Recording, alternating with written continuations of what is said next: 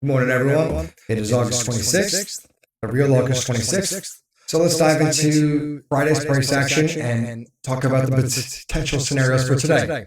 So we can see this area has been acting as a resistance here, and we've had some supply at this 563.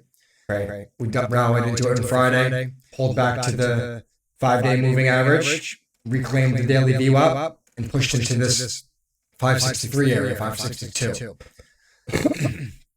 If we're not able to break this triple top, we're monitoring a failure back down to 560 to this 2-day VWAP.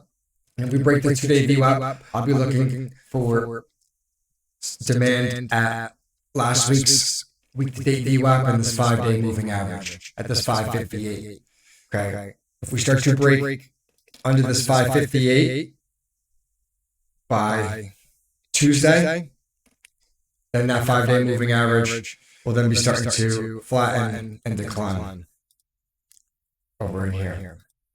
Tuesday will be here, and then Wednesday, Thursday, we start to rise. So by Wednesday, Thursday, if we're still consolidating here, which is NVIDIA's earnings Wednesday, the 5-day moving average will be declining. So it's the key thing I'm looking for today is if we get this pullback to the week-to-date VWAP, maybe get some shorts excited to actually fuel a break of that 563 level, playing innocent until proven guilty, like Brian Chen says on the 5-day moving average.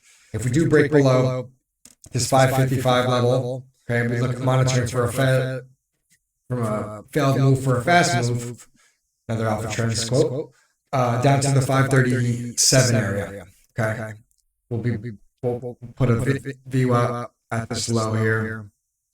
That's kind of irrelevant because we have our month-to-date VWAP.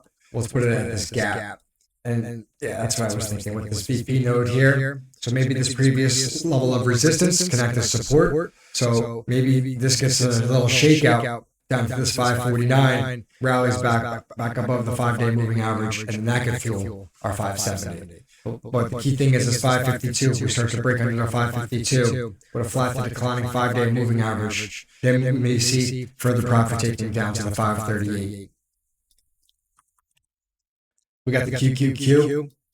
We talked about this in our last video on the SPY and the QQQ, the Fibonacci extension from this first wave up and this pullback that we got this 1.618 Fibonacci and 2. That's right where we rallied to, and we're pulling back right now. And looks like we're correcting through time, right? Whereas price maybe we would have got a faster pullback. So same concept here. We can see our week-to-date VWAP, and that's right where we're trading at. So let's see if we can get a similar setup on the SPY, start to bang against that 584, create a double, triple top up in this area. Rally above, pull back, rally into it, and then get going off into this 592, fill this gap. All right, we got the 2-day RSI retesting the 40 boundary from above. So that's if this could start to hold this 40 area and get some trend alignment, that could give us some evidence that we get some upside momentum. MACD, no crossover yet. So that will be something we're looking for to get on that intermediate time frame to help us fuel this rally into that gap. If we do break below this 473, this gap, we'll be monitoring 461. You can see this VP node here. Right, we have this level of resistance. So maybe this area could act as support, or we get a little deeper pullback into this month-to-date VWAP and the VWAP from this low. Hopefully that was helpful.